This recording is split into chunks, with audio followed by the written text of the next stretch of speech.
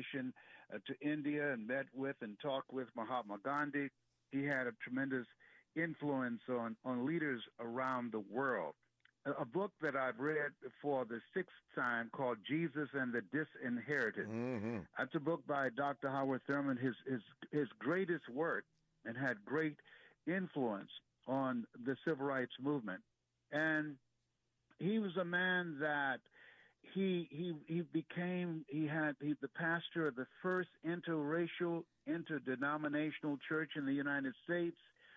He studied under Dr. Benjamin Mays, the Church for the Fellowship of All Peoples, the church that he started. He graduated from Morehouse College in 1923.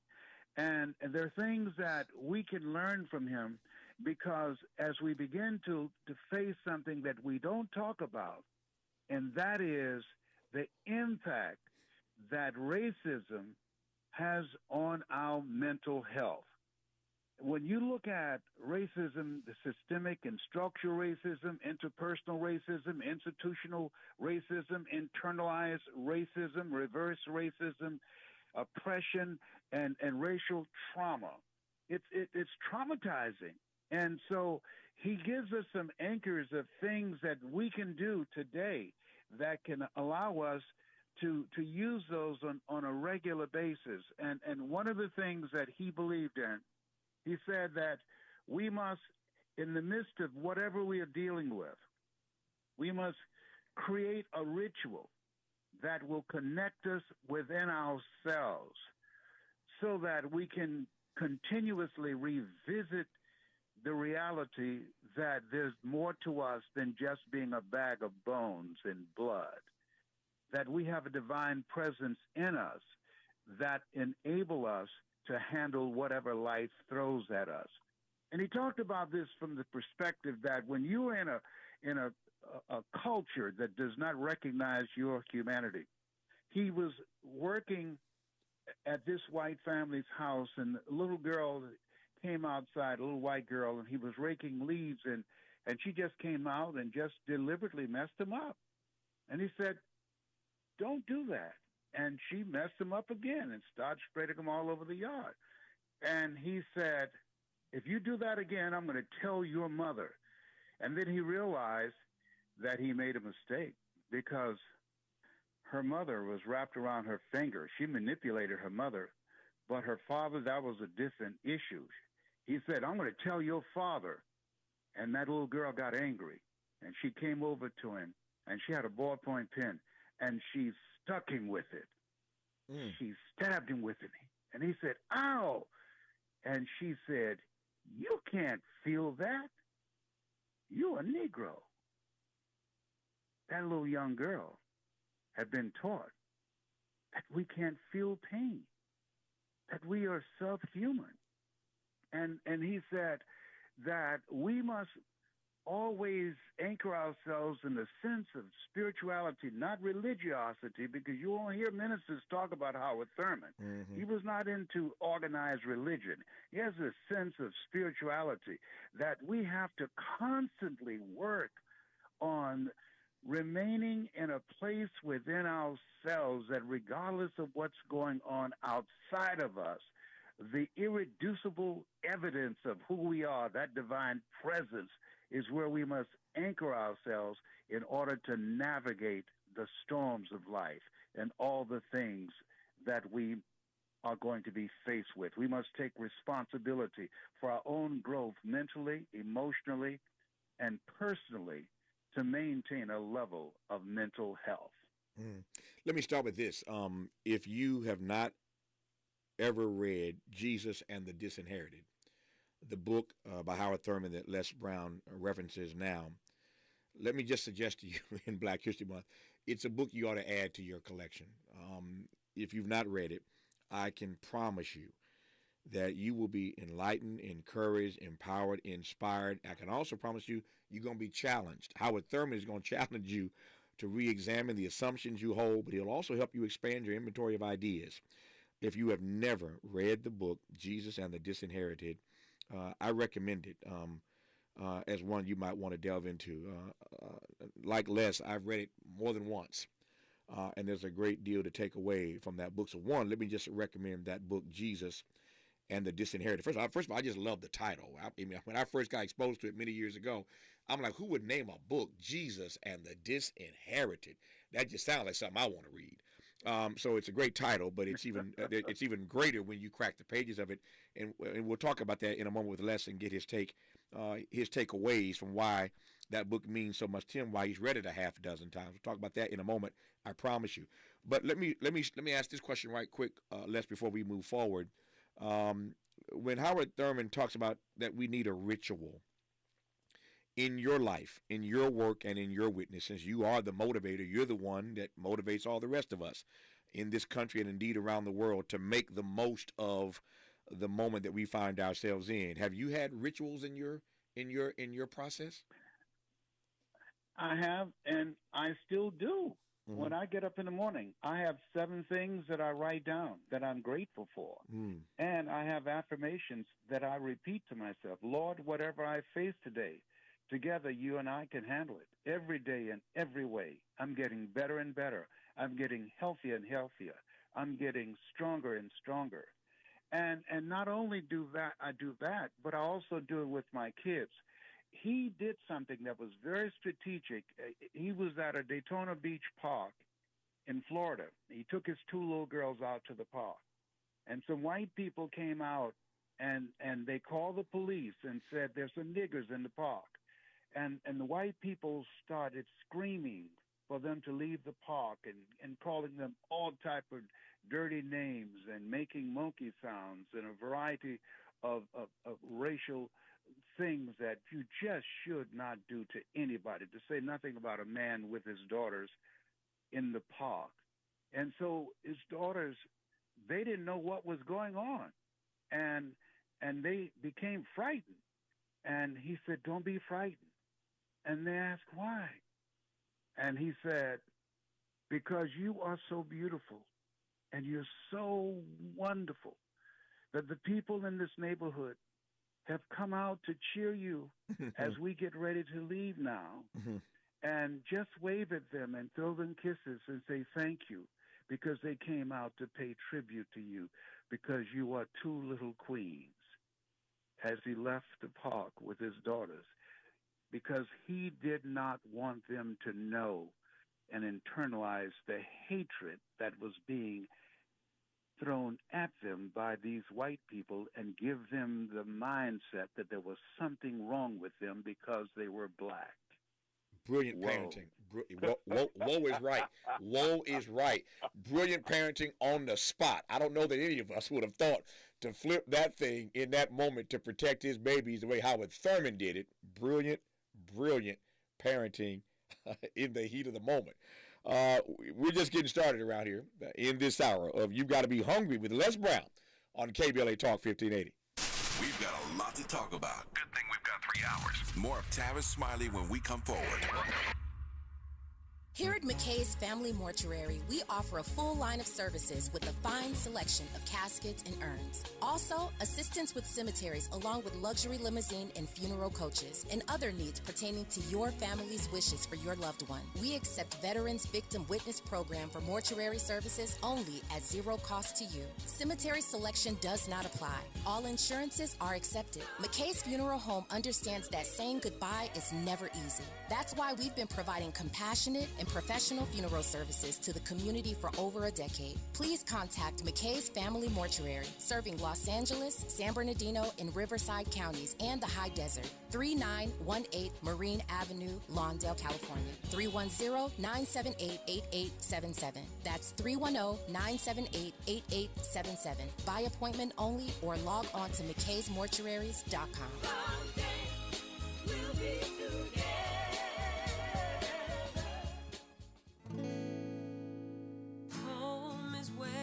Start the day, out the door, you're on your way. All the places you wanna go, maybe you should take it slow. There's so much to care for in your life. That's why Nationwide is on your side. Nationwide Mutual Insurance Company and Affiliates, Columbus, Ohio. Venture X card from Capital One gives you premium travel benefits, perfect for seeing Taylor Swift The Eras Tour. Presented by Capital One. Oh, I do love her. Earn 5 times miles on flights and 10 times miles on hotels through Capital One Travel. Enjoy your stay in Suite 13. Whoa, 13? That's Taylor's lucky number. The Venture X card from Capital One. What's in your wallet? Terms apply. See CapitalOne.com for details. Celebrating and making Black history every day. We're KBLA Talk 1580. This is You've Got to Be Hungry with Les Brown, exclusively on KBLA Talk 1580. Les Brown continues right now his month-long radio residency on this station. Today's theme is how to find peace in the midst of the storm. And his resident example today of how we do that is the great theologian Howard Thurman, who wrote a book called Jesus and the Disinherited. That book comes to production after a number of sermons that Howard Thurman delivered on that particular topic, Jesus and the Disinherited. And what he essentially does in the book, if I can put it this way, is he interprets the teachings of Jesus through the experience of the oppressed and discusses, of course, nonviolent responses to oppression. This is one of the books that Dr. King relied on heavily during the Montgomery bus boycott. As King was leading that bus boycott in Montgomery, King relied heavily on the writings of Thurman in this book, Jesus and the Disinherited, for how to navigate all these black folk doing something that black folk had never done in that way, coming together, getting off of these buses in a nonviolent way, pushing back against the oppression, and forcing the city of Montgomery eventually to change the rules, to change the laws, and allow black folk to sit wherever they want to sit on those buses. I said on this program the other day, it is, to my mind, still the greatest example of black unity, I think, in the history of black folk in this country. I would welcome any retort to that, any response to that, any pushback, but to my mind, I cannot think of a greater example than the Montgomery bus boycott, when all these black folk got together. They all got on one page. The Bible might say they all got on one accord, and they made something happen in Montgomery. But this book, Jesus and the Disinherited, is the book that King was tapping into literally almost every day to help him navigate our people through that process in Montgomery.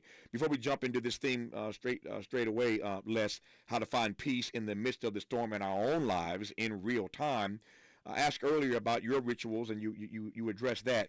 But again, before we move too fast, though, and too far, tell me why this book, Jesus and the Disinherited, means so much to you, and why you read it a half a dozen times. There was a quote that I love very much. He said, "We must find ways to live with dignity and hope, even in the midst of difficult circumstances." When I decided to become a motivational speaker, and I fell on tough times, and I was living in Detroit in the Penobscot building in my office on the 21st floor, and bathing in the sink down the hall, and hiding in the closet from the janitorial staff that came in to clean up. And I had to leave the next morning. I read that statement over and over again. I held my head up. The security there, they knew that I was staying in my office. Management had already said that that's not an apartment building, it's an office.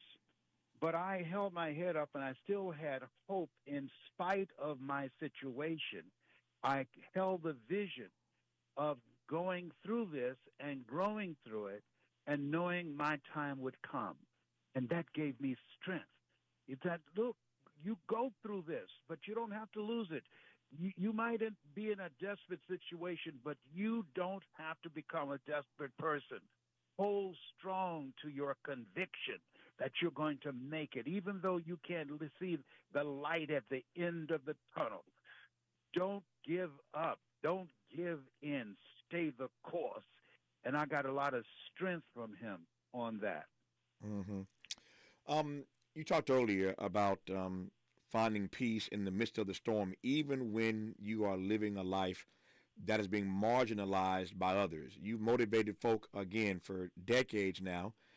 By the way, happy belated birthday. I know you got my message on Friday. Friday was Les Brown's 78th birthday. So just a couple of days ago, the motivated Les Brown achieved the age of 78. So we are celebrating belatedly today on President's Day, his birthday. Again, last Friday, Les Brown achieved the age of 78, and we're glad about it, particularly given that we are the station that is the beneficiary of his wisdom and his insight throughout this radio residency this month. But you've counseled so many others, Les, about how to deal with marginalization.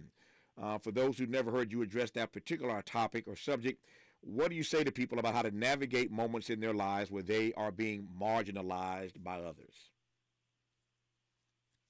The main thing is don't buy into what's said about you, and don't even buy into what has been done to you.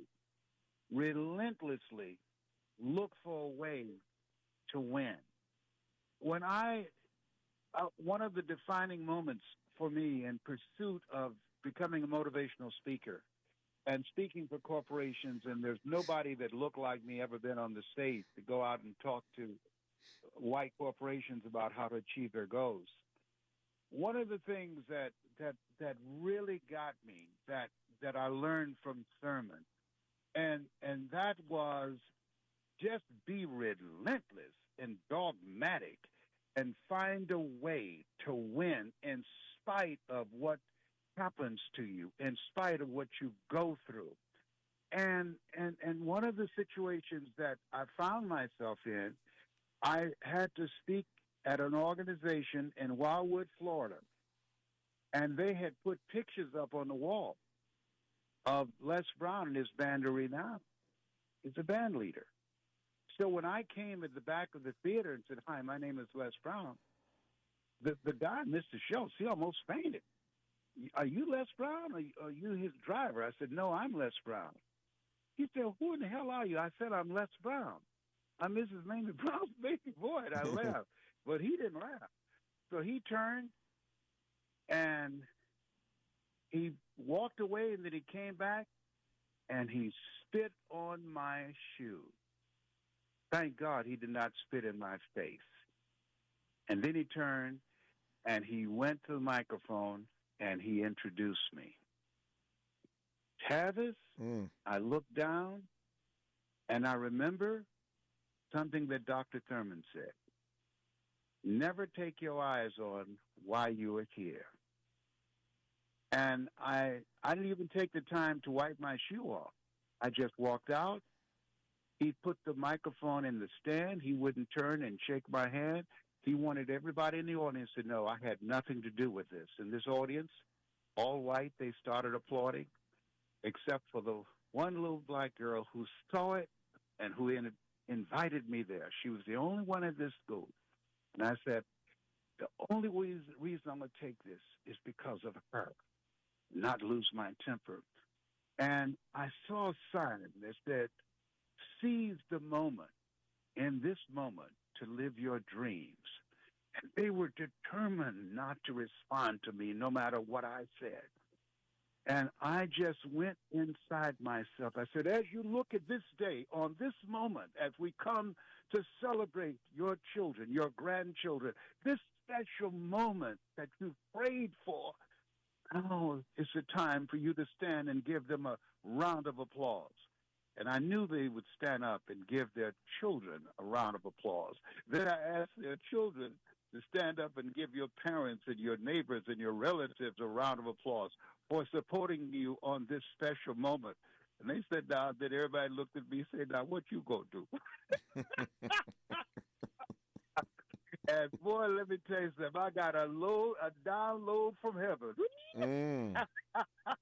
When I got through with them, I'm going to send you the tape. They almost spoke an unknown tongue. And we have those moments in life, as he talks about, that when we stand our ground, when our back is up against the wall, and that's a piece that he talks about, a sermon that most men go through life with their back up against the wall.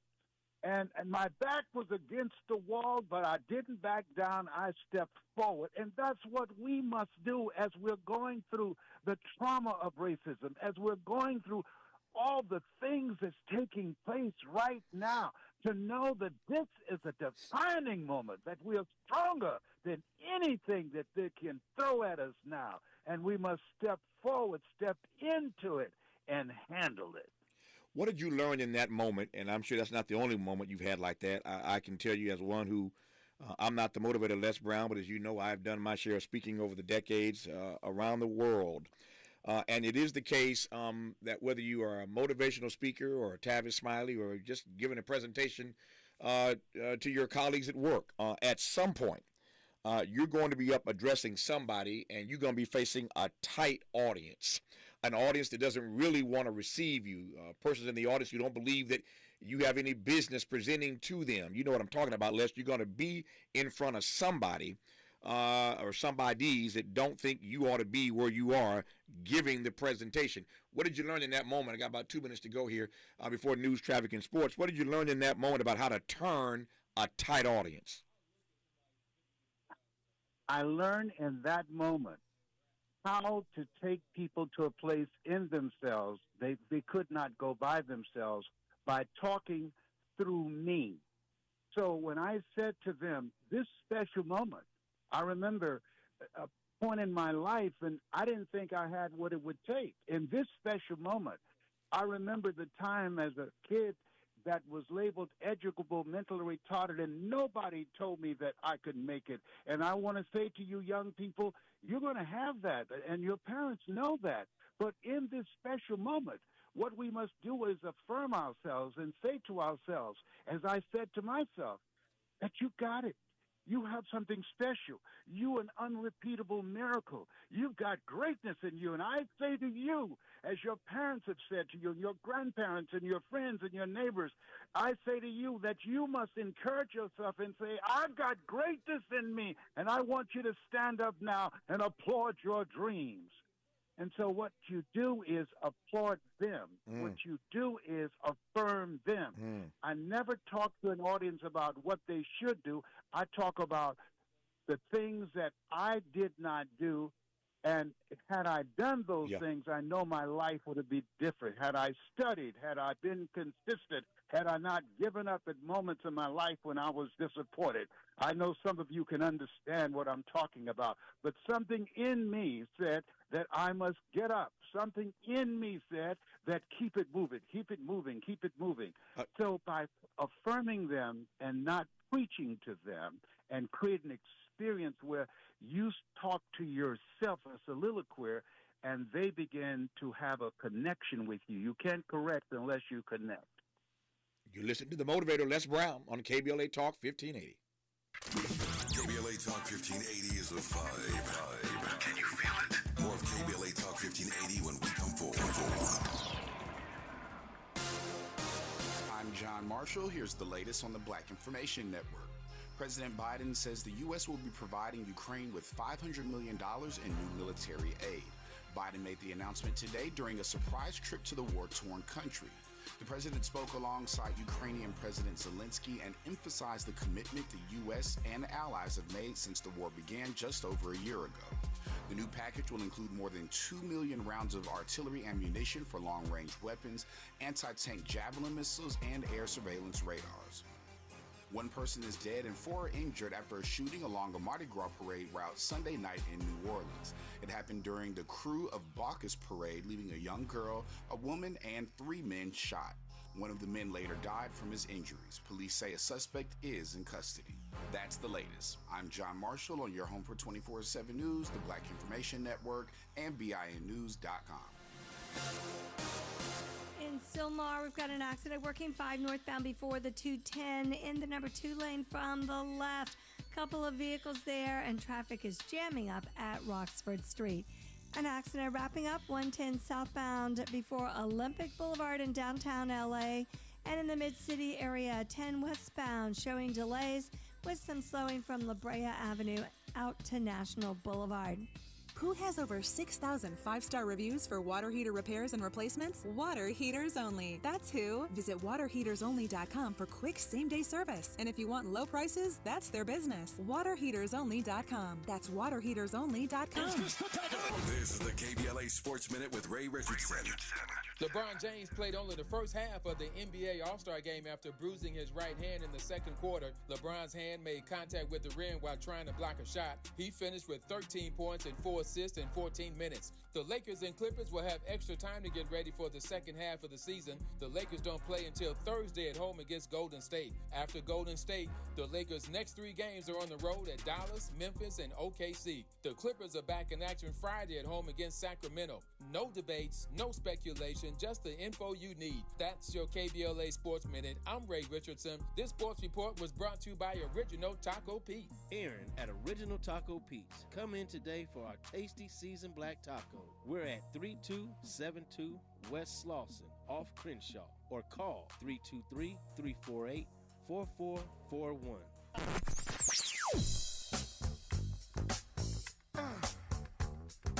This is KBLA Talk 1580. Talk radio. That's music to your ears. We're unapologetically progressive. KBLA Talk 1580. California is a great place to live and work, but those aren't easy things to do for students also going to college. That's why the state created the Californians for All College Corps, a way for students to build skills and help others while earning up to $10,000 for school. Commit to serve your community and we'll help you pay for college. Spots will fill up fast, so learn more and apply today at www.cacollegecorps.com. That's www.cacollegecorps.com. California is a great place to live and work, but those aren't easy things to do for students also going to college. That's why the state created the Californians for All College Corps, a way for students to build skills and help others while earning up to $10,000 for school. Commit to serve your community and we'll help you pay for college. Spots will fill up fast, so learn more and apply today at www.cacollegecorps.com. That's www.cacollegecorps.com. What you've heard about probiotics is probably wrong. I eat yogurt, so I don't need to take a probiotic. Probiotics? They don't really work. It's time to learn the truth about probiotics and join the Align Healthy Gut Team Up. Align has probiotics to naturally help relieve occasional bloating, gas, and abdominal discomfort. Try Align probiotics for a month and see how great a healthy gut can feel. Get $2 off your first month of Align at alignprobiotics.com. The best part about taking ZQuil Pure Z's Sleep Plus Next Day Energy at night is actually the next morning. I wake up alert with none of the grogginess from taking too much melatonin. Pure Z Sleep Plus Next Day Energy is a bilayer tablet with immediate release melatonin and extended release B vitamins to help me fall asleep naturally and wake refreshed. It's my secret weapon for a great night's sleep and a great morning. Hi, Mom. Hi, Mom. Can't beat that. ZQuil Pure Z's Gummies. Sleep better, wake your best. This is KBLA Talk 1580, where everybody is somebody and nobody is a stranger. You belong here. I'm still processing that jewel that the world-renowned motivator Les Brown just dropped moments ago. You can't correct unless you connect. You can't correct unless you connect. You're listening to You Gotta Be Hungry with Les Brown exclusively on KBLA Talk 1580 as Les Brown continues his month-long radio residency on this station. If you have a question for Les Brown between now and next Tuesday, the 28th, the last day of Black History Month, will be his last master class. Go to our website, KBLA1580.com. Click on the Ask Les icon and send us your question, or use the open mic feature on our app. You can record audibly a question for Les Brown. We'll play that as well. So 2 different ways to get your questions to Les Brown between now and next Tuesday, the 28th of February. Les, you were talking earlier about dignity and what you learned from Howard Thurman and his book, Jesus and the Disinherited, about this notion of dignity. And we were all just kind of listening intently when you shared that story moments ago about the white man who spat on your shoes, and thankfully not your face, as you were about to take the stage for this appearance in Florida many years ago. Again, Les turned 78 on Friday. He's been doing this quite well and for quite a long time. So Les has stories. Les has experiences. I was thinking, as you were telling that story, about a moment And I regret to report that I didn't measure up the way you did in your moment. This audience knows that Dr. King is my hero. I regard Dr. King as the greatest American this country has ever produced. That's my assessment. And this audience knows that I wrote a book called Death of a King about the last year in Dr. King's life. So King is my man. He's my guy. And yet, with that said, King was a pacifist, and I am not. If you slap me, I'm going to slap you back. We're going to go at it. So I love Dr. King, but I'm not a pacifist. So I don't know what I would have done that day if somebody had spat on my shoes, even though it wasn't my face. And so there was a moment in my life some years ago, many years ago, where somebody got in my face at the wrong time. And how can I put this? I lost my Kingian commitment to nonviolence. I'll put it that way. I lost in that moment my Kingian commitment to nonviolence. And after all was said and done, as you likely suspect, I felt horrible about it. I didn't measure up to my own ideals. I failed myself less in that particular moment. And I was talking to a very wise and dear friend of mine who said to me, after listening to me, Tavis, I understand, but let me leave you with this. Even when you are justified, you want to remain dignified. Even when you are justified, you want to remain dignified. I tell this story in one of my books, Fail Up, about that moment and what happened and how I just failed myself. But the lesson from that experience was that even when you're justified, you have to remain dignified. On that particular day, you were justified, but you remained dignified. What do you say to persons listening right now who have had this experience already in their life and will have more experiences like it, where even when people maltreat them and they are justified in those moments, the goal is to remain, as you did, dignified? The way that you do that is you continuously spend time in silence and discovering and becoming aware of who you are, that we've been picked out. We've been chosen to be picked on because we got it like that.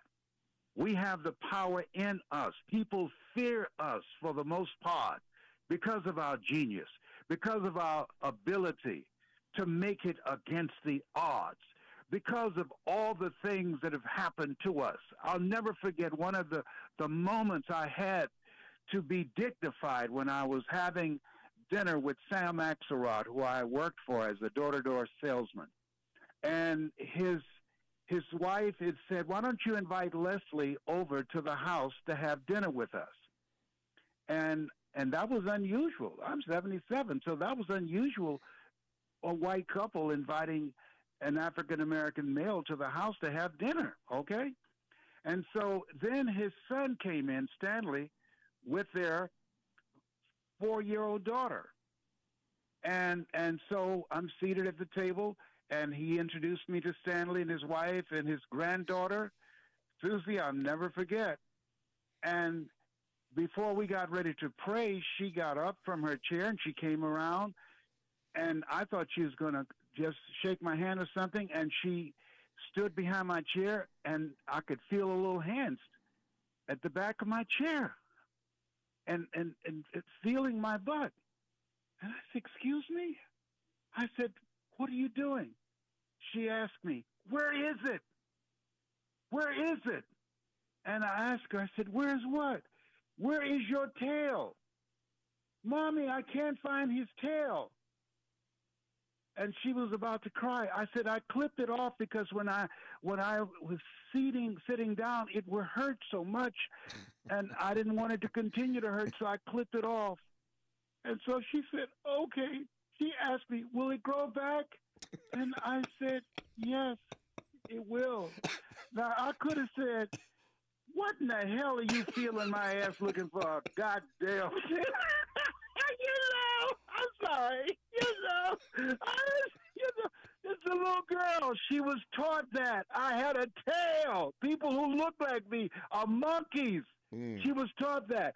But even though I was justified of being angry and going off the deep end, this is a baby.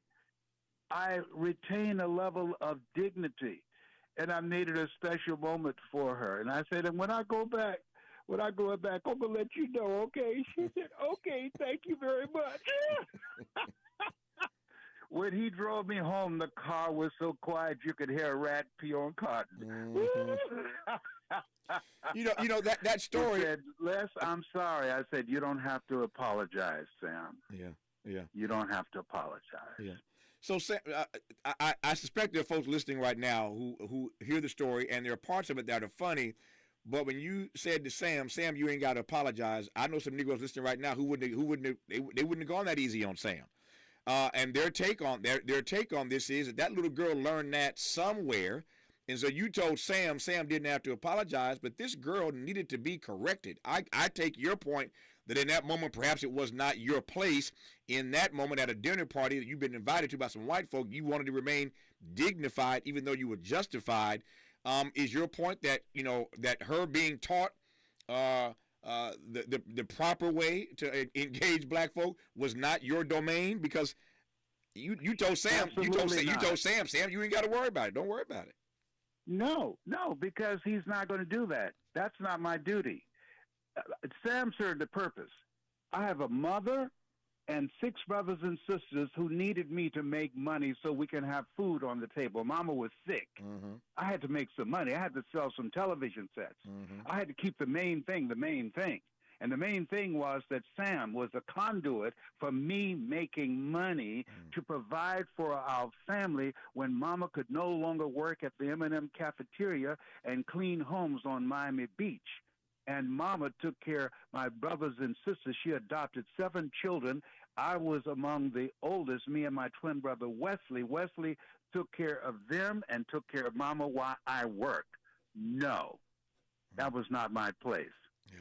In case you didn't know, Les just told you something about his backstory. Les is a twin. Leslie is his real name, Leslie and Wesley. So Les is a twin.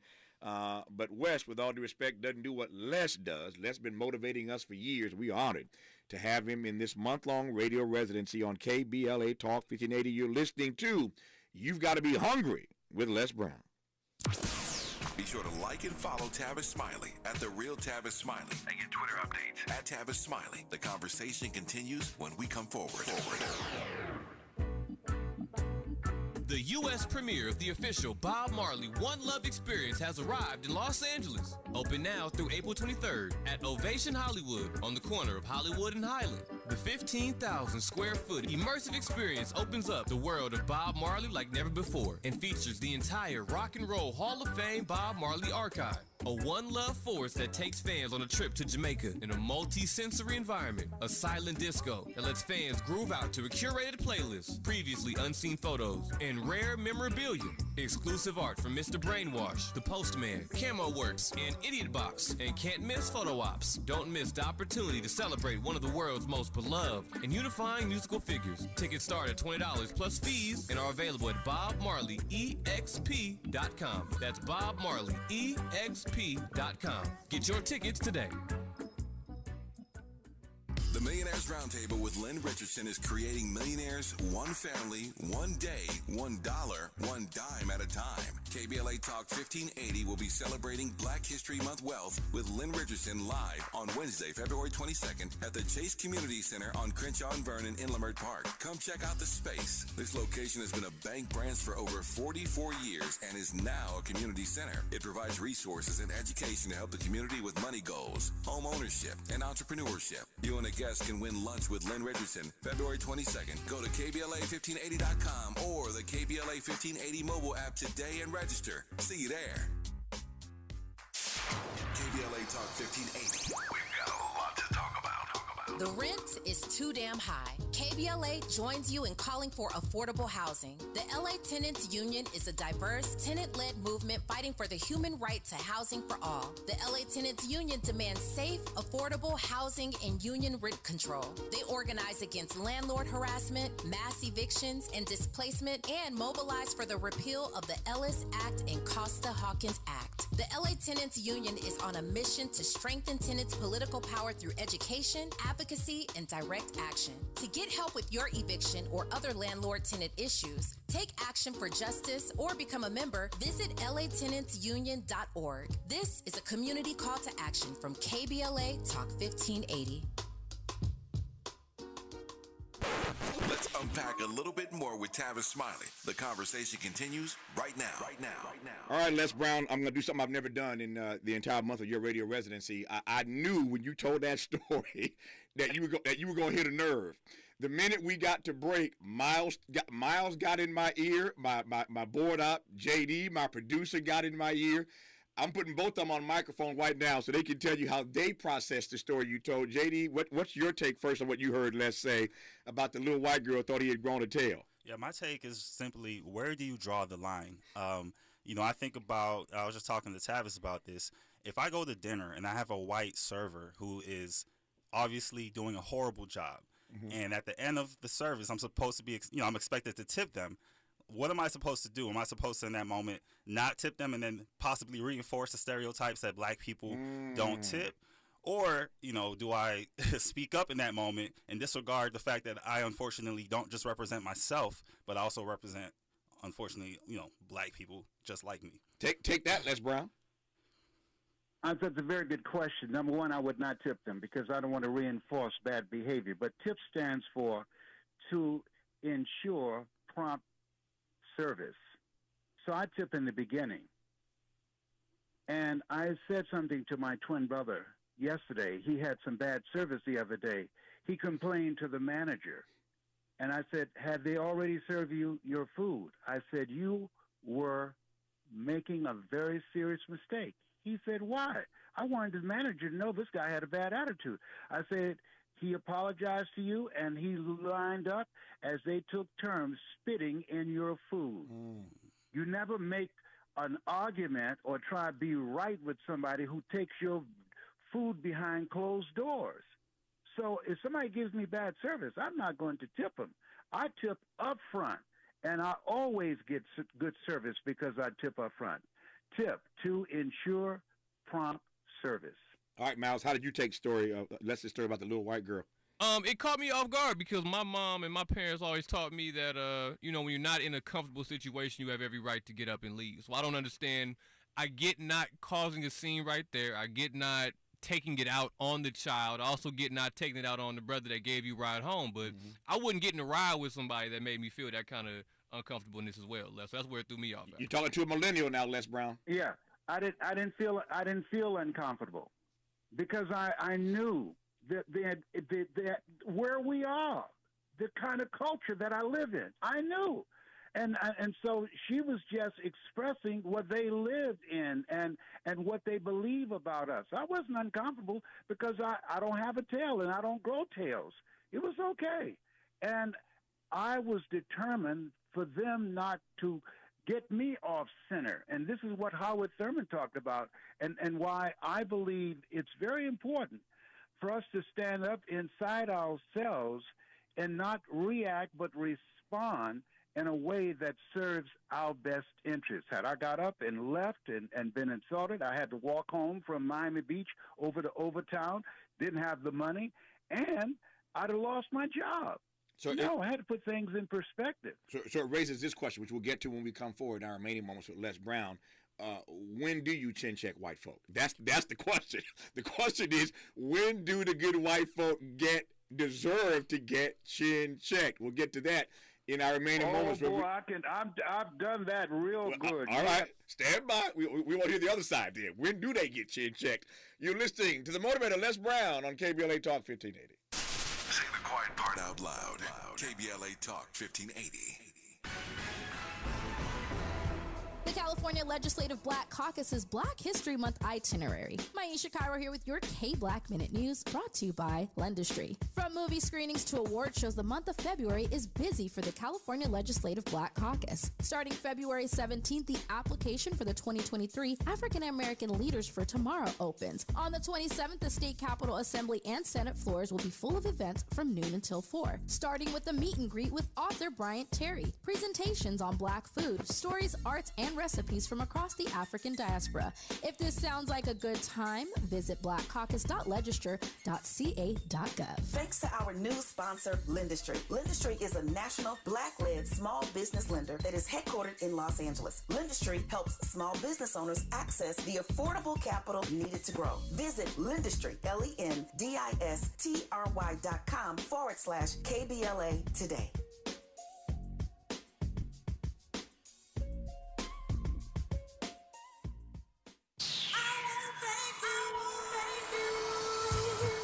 KBLA Talk 1580 would like to thank all of the businesses that tune into KBLA at work.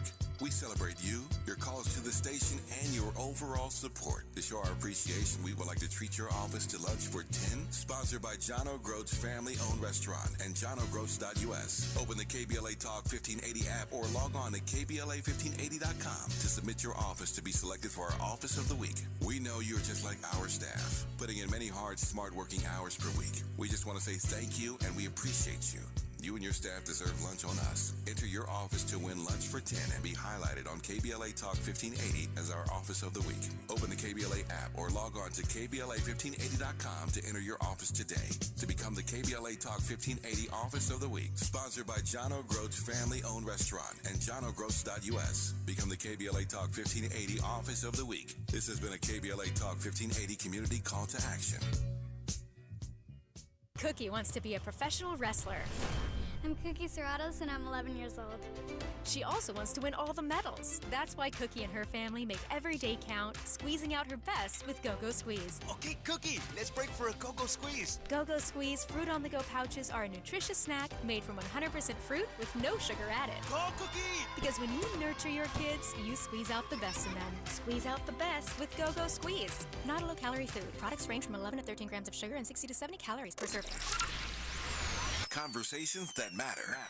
You're listening to Tavis Smiley on KBLA Talk 1580. One more comment from our producer, JD, who was discussing this with me during the break, Les, and then we'll get this final question to you about when we do check folk who maltreat us and push back against our humanity and our dignity.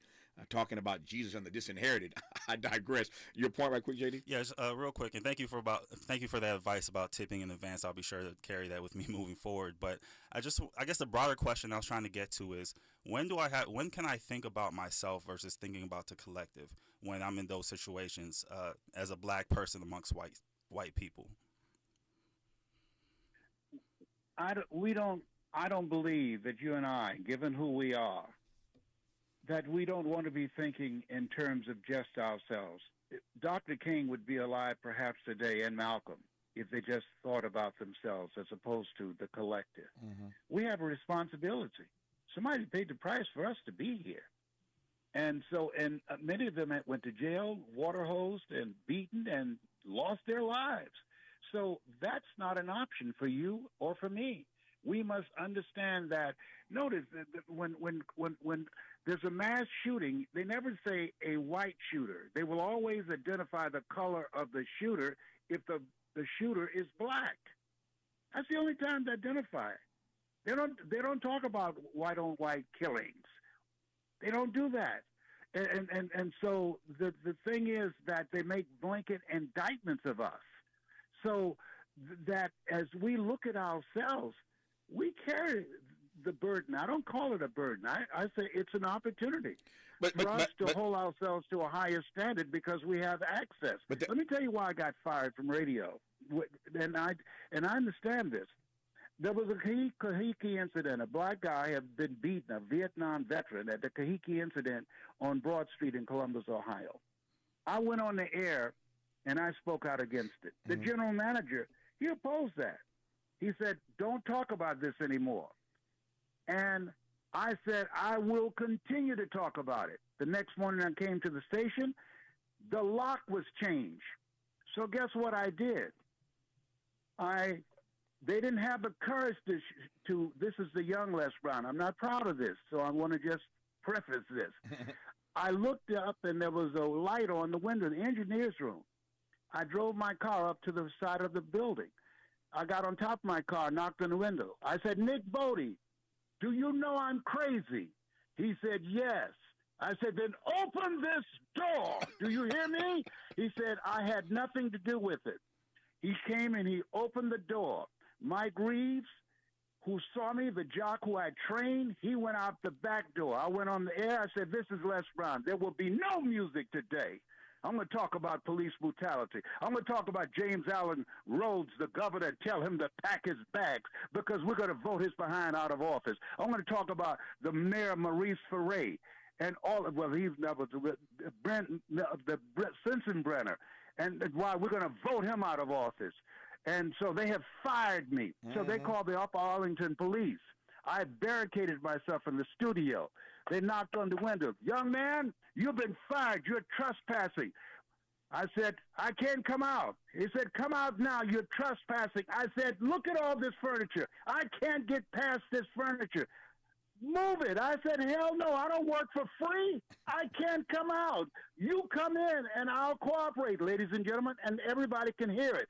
They're coming in. They're trying to get in now. They had to call somebody to break the door down, and they arrested me. And so they took me out of the studio in handcuffs. God sent me an angel named David Vines from Columbus, Ohio. A brother came up and said, you can't take him outside in handcuffs. They asked, why not? Said, have you looked outside? Says, no.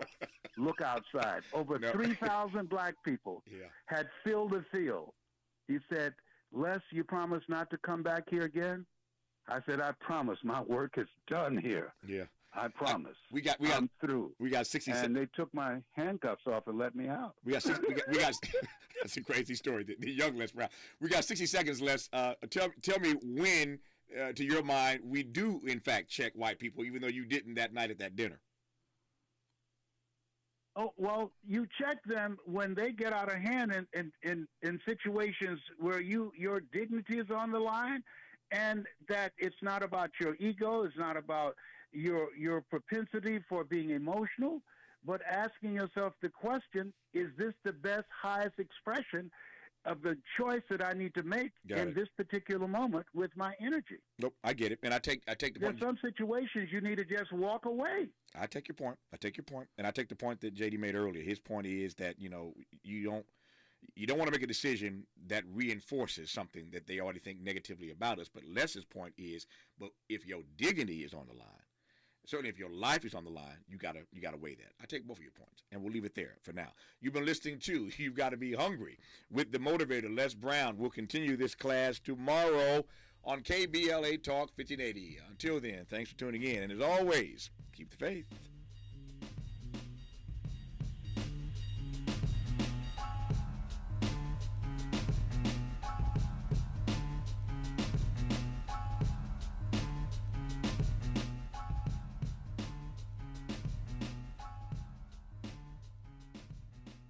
KBLA 1580 Santa Monica. I'm John Marshall. Here's the latest on the Black Information Network. Hospital officials in East Lansing, Michigan say 2 Michigan State University mass shooting victims are improving. Doctors announced yesterday that one patient is now in serious condition while the other has been upgraded to fair condition. 3 others shot are still in critical condition. The U.S. is committing to support Turkey as they recover from an earthquake that devastated the country earlier this month. Secretary of State Antony Blinken pledged support to help rebuild areas devastated by the earthquake during a trip to Turkey. The U.S. has allocated at least $185 million to Turkey.